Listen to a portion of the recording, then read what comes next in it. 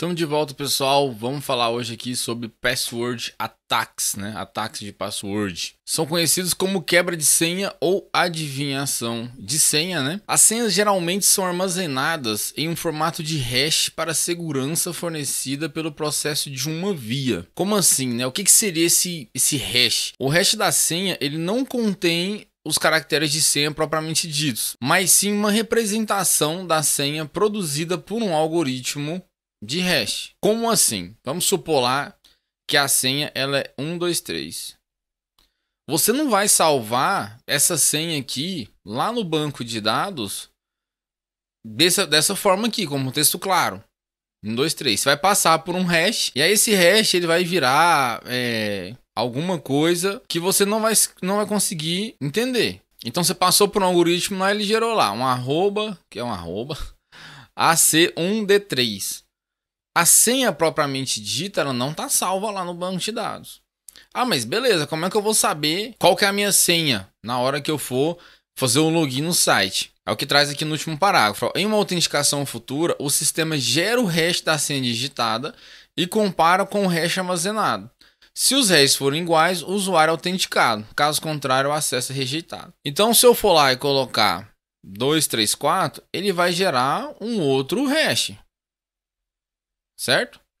Vai gerar um outro hash. Se eu digitar lá 123, ele vai passar pelo mesmo algoritmo, o hash, vai coincidir com isso daqui, ele vai comparar o hash gerado na senha, na hora que você digitou para fazer o login, com a senha que já está salva no banco de dados. Se elas combinarem, se forem a mesma senha, você consegue logar no sistema. Se não, ele vai dar uma mensagem lá, um erro dizendo que a senha é inválida. Tranquilo? Então essa questão de hash, de gerar senha, gerar um hash da senha para salvar no banco de dados, é o primeiro passo para se ter um mínimo de segurança quando a gente salva senhas em um banco de dados. E a gente vai ver mais para frente que isso não é o suficiente ainda. E aí, como a gente já entende o que é um hash de senha, né? A gente vai ver agora que alguns hashes podem ser atacados com engenharia reversa, com combinação de hash reverso, birthday attack, ataque de aniversário e ataque de dicionário, entre outros. A gente vai entrar em especificamente cada um deles mais para frente aí. Vamos falar aqui primeiro sobre spraying, né, que seria pulverização de senhas ou preenchimento de credenciais. É uma tentativa de fazer login em várias contas de usuário por meio de tentativas geradas ou extraídas de uma lista, usando uma mesma senha por vez. O cidadão pegou lá uma lista de senhas, sei lá, uma lista que tem lá 1, 2, 3, 4, 5, 6. E aí ele pega vários logins. E aí ele vai tentar fazer login nessas milhares de contas usando 1, 2, 3, 4, 5, 6. O que acontece? Se você, normalmente, hoje a gente já sabe que alguns sistemas de segurança ele tem lá. Se você errar por 3 vezes, ele bloqueia. Só que se ele errar por uma vez, ele não vai reclamar, né? Ele vai dar lá que senha é inválida e vida que segue. Então, usando dessa técnica aqui, você consegue fazer uma abrangência maior. Pode ser eficaz? Não muito, não muito. Beleza? Vamos seguindo aqui. Pode ser chamado também de ataque online, porque obviamente você vai fazer em sistemas ali online, usar essa técnica. Uma única tentativa errada pode ser algo normal, mas várias tentativas únicas erradas em simultâneo deve acender um alerta de que um ataque de pulverização está ocorrendo. Lá no seu gerenciamento de log lá do seu sistema, você percebeu lá que uma pessoa errou a senha, tranquilo. E aí, seu log lá percebeu que 1000 usuários ao mesmo tempo erraram a senha. E aí já é um motivo para você, opa, deve estar acontecendo alguma coisa no meu sistema. Precisa averiguar para ver de onde está partindo esse ataque, se é um ataque interno, um ataque externo, né? O ataque de pulverização pode ser mitigado pelos próprios sites, utilizando de um bloqueio de conta por tentativas erradas. Obviamente, ele não vai pegar lá o atacante, pegar 1, 2, 3, 4, 5, 6, mandar lá em várias contas e ficar por isso mesmo. Obviamente, ele vai tentar outras senhas depois disso. Então, a questão de bloquear lá por X tentativas erradas, 3 tentativas, 5 tentativas, 10, rapidamente ele vai mitigar esse ataque aqui, porque ele vai tentar várias senhas em vários logins e tendo as tentativas erradas, vai ser bloqueado aquele acesso ou mais tentativas, né, de serem feitas. E aí esse ataque, por isso ele não se torna tão eficaz. O ataque de dicionário, né, ele realiza adivinhação de senhas usando uma lista pré-existente de possíveis senhas. As listas podem ser geradas com foco em temas ou assuntos em específicos, ou relacionadas com credenciais anteriores, por exemplo. Pode ser mesclado com ataques de força bruta, adicionando ou substituindo números ou letras nas palavras.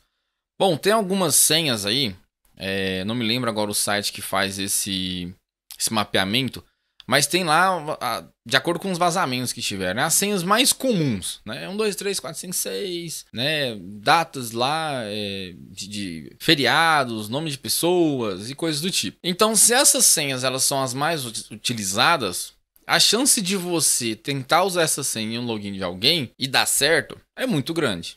Então, por isso, o pessoal faz uma lista com essas senhas mais utilizadas para fazer os primeiros ataques. Pode ser eficaz? Pode, mas não é nada garantido. E aí, às vezes, eles podem colocar algumas palavras a mais, né? Como, por exemplo, você sabe que a senha de alguém tem o nome dela. Então, sei lá, tem uma senha Ana. E aí você pega essa lista lá, que tem lá 1, 2, 3, 4, 5, 6, A, B, C. E aí você começa a fazer mesclagens de Ana 1, 2, 3, Ana 4, 5, 6, Ana A, B, C. Para você tentar fazer um ataque um pouco mais rebuscado, focado, né, digamos assim, mas nada garantido também que isso possa funcionar, mas já é melhor do que você pegar aquela lista pré-definida ali de senhas de um dicionário. Tranquilo? Falar um pouquinho agora sobre Brute Force. O Brute Force, né, como o próprio nome já disse, ele é um ataque de força bruta. E o que acontece, né? Como é que ele funciona? Ele tenta todas as combinações válidas possíveis de caracteres de acordo com o escopo do ataque. Senhas curtas e simples podem ser quebradas e adivinhadas facilmente, enquanto senhas com mais caracteres podem demorar anos ou mais. Como é que é a senha de Brute Force? Aquele cadeadinho que tem aquelas, vai rodando os numerozinhos, todo mundo acho que já deve ter tentado fazer o Brute Force nele, né? Ele tem lá 3 dígitos que vai, acho que de 0 a 9, dependendo do escopo, né? Dependendo do cadeadinho ali. E aí, eles são 3 dígitos. 3 rodinhas lá. Então você vai começar 000, 001, 002, 003 e assim sucessivamente até chegar no 999. Você vai quebrar a senha? Vai, óbvio, porque você tem certeza que a senha vai ser uma senha de 3 dígitos. Então por isso que ele traz aqui, ó, senha curtas e simples podem ser quebradas facilmente. Agora imagina que é uma senha de um site. Você não sabe nem quantos caracteres são, né? Alguns sites limitam os caracteres a 9, 10, 15 dígitos. Já diminui um pouco mais o escopo. Mas eles pedem lá para colocar caractere especial, letra minúscula, letra maiúscula e número. Então, o escopo aqui do ataque, ó, ele aumenta muito. Aumenta muito. Né? Questão de probabilidade lá, se eu aumento mais um dígito aqui e coloco X variáveis, nossa, isso aqui é muito exponencial. Ataques híbridos de Brute Force com dicionário podem ser bem sucedidos para usuários que fazem certos tipos de substituição em suas senhas, como trocar o E por 3, o A por 4, por exemplo. Então, se você já conhece um pouco a pessoa, é onde eu volto sempre a comentar, né? O ataque de engenharia social é o ataque mais fácil, né? Então, se você conhece ali a pessoa, sabe que ela gosta de escrever, trocando aqui o E por 3 e tudo mais, você não vai tentar fazer uma senha numérica. Às vezes você vê ele ela digitando, você sabe quantos dígitos é, mas você não sabe exatamente qual que é a senha dela, né? Então, você tenta fazer aí na lista ali do dicionário, colocar algumas senhas desse tipo aqui, ó. Tocar, sei lá, tem a palavra teste. Então você vai colocar algo assim, entendeu? Para também tentar. Pode ser algo que pode ajudar ali na quebra de senha. Continuando com o Brute Force, ele tem 2 modalidades, digamos assim, que seria online e offline. O online ele é diretamente no serviço de login, né? Então tem ali o serviço, tá um site que está publicado na web.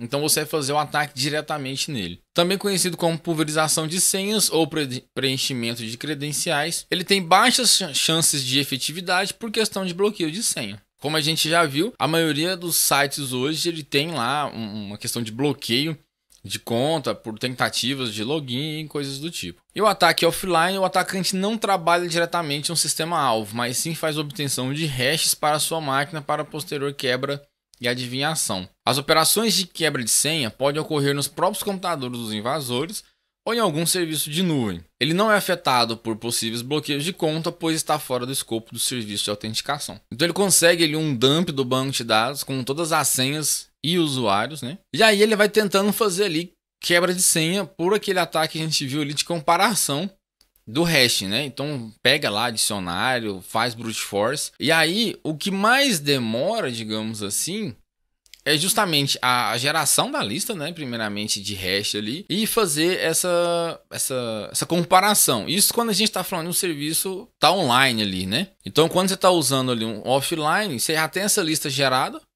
você faz essa comparação, é muito rápido. Obviamente vai depender do escopo. Se as senhas forem grandes, né? Os hashes ali, vai ser muito mais difícil para fazer essa comparação. Seguindo aqui com o Rainbow Table, para uma quebra de senha, era utilizada a geração de hash, comparação e exclusão. Gastava muito tempo com as gerações de hash, como eu acabei de comentar. As Rainbow Tables são tabelas com hash previamente computadas. Elas agilizam as tentativas de quebra de senha e pode ser extremamente grande de acordo com o range de hash que se deseja cobrir. Então vamos lá, no ataque de dicionário a gente tinha lá, né, a lista de senhas. 1, 2, 3, teste, admin e tal. Só que a gente já viu que as senhas elas não são armazenadas em texto, claro. Pelo menos espera-se que elas não sejam armazenadas assim. Então elas vão ser geradas hashes delas ali, certo? Vou colocar aqui hash 1, hash 2 e coisas do tipo. O que seria essa Rainbow Table? Seria uma lista com os hashes já calculados. Hash 1, hash 2. Tá, mas qual que é esse hash aqui? Eu tenho um paralelismo aqui, que eu sei que esse hash aqui, ele foi gerado da senha 1, 2, 3. Então eu faço a comparação. Esse hash está igual a esse hash está igual a esse. Quando dá o match aqui, quando ele combinar e ver que os hashes são iguais, opa, achei a senha, então a senha vai ser essa. Então você pegar essa lista de hash calculada já facilitam bastante o trabalho, porque para fazer uma lista demora tempo e pode ser aqui, ó. Cadê? Pode ser extremamente grande. Mas como assim extremamente grande? Imagina aí um arquivo de texto aí com 10 GB, 15 GB, 20, 40, 50, 100 GB. É mais ou menos isso que a gente está falando. Porque quanto maior o escopo, maior a chance de acerto. Porém, maior o range de senhas que você vai ter que testar. E o range de hash também, obviamente, vai ser maior. E aí, nesse momento, você deve estar pensando assim, poxa, eu pensava que a senha era salva em texto. Já vi que ela não é salva em texto. A gente gera um hash. E aí já tem um monte de tipo de ataque aqui para tentar descobrir esse hash, né? E tem alguns também aqui que a gente tenta pegar vários hashes, fazer uma combinação para ver o que eles batem para tentar descobrir o algoritmo e voltar para a senha. Que a gente não viu ainda, a gente vai ver mais para frente. Então você deve estar pensando assim, nossa, mas isso aqui deve ser muito vulnerável, né? Como que a gente pode corrigir isso daí? Bom, fazer uma correção acho que não seria o termo mais correto, mas seria dificultar um pouco mais isso aí, porque segurança nunca é segura, né, pessoal? Ela sempre vai tentar dar um passo a mais ali para dificultar para o atacante o ataque dele ali. E aí tem essa questão aqui, ó, de facilmente protegido utilizando-se salt de senha. Um salt de senha. O que seria um salt de senha? Minha senha aqui é 1, 2, 3. Eu gero o hash dela e vai virar um hash aqui, ó, hash 1, 2, 3. E aí eu coloco um ou vários caracteres aqui antes da senha usando algum algoritmo. Sei lá. Esse salt aqui, ele pode ser a senha propriamente dita invertida. Obviamente não vai ser isso, tá, pessoal? Só um exemplo. Então a senha que era antes hash 1, 2, 3, agora ela vai ser 3, 2, 1, 3, 2, 1, hash 1. E aí, o que acontece agora? Lá com a minha Rainbow Table, que eu tinha lá o hash 1 já calculado, agora esse aqui é outra coisa. Teoricamente, se eu achar um hash igual a esse aqui, ele não vai bater com essa senha 1, 2, 3. Entendeu aí o pulo do gato? Então, e às vezes coloca alguma coisa separada aqui, um ponto, enfim, algo assim. Então dificultou bastante, praticamente inviabilizou o ataque de Rainbow Table, colocando esse salt e senha aqui. É fácil fazer isso? Não. Se fosse fácil, todo mundo fazia, a gente não tinha esse tipo de ataque, né? Mas, obviamente, sistemas mais complexos utilizam esse salt de senha e dificultam um pouquinho esse ataque. Por exemplo, o Linux mesmo, a senha dele lá de login utiliza esse salt de senha, né? Não é impossível quebrar, mas dificulta um pouquinho. Plain Text Uncrypted, né? Textos simples aqui, textos cifrados ou não cifrados, né? Para a gente entender isso aqui, o que seria um texto simples? São dados que podem ser lidos por humanos. Como eu dei o exemplo da senha lá, a senha aí para o banco de dados como 1, 2, 3. Isso aqui é um texto simples. E um texto cifrado, eles seriam dados embaralhados por um algoritmo de criptografia. E esse 1, 2, 3 gira, sei lá, um hashtag, exclamação, arroba.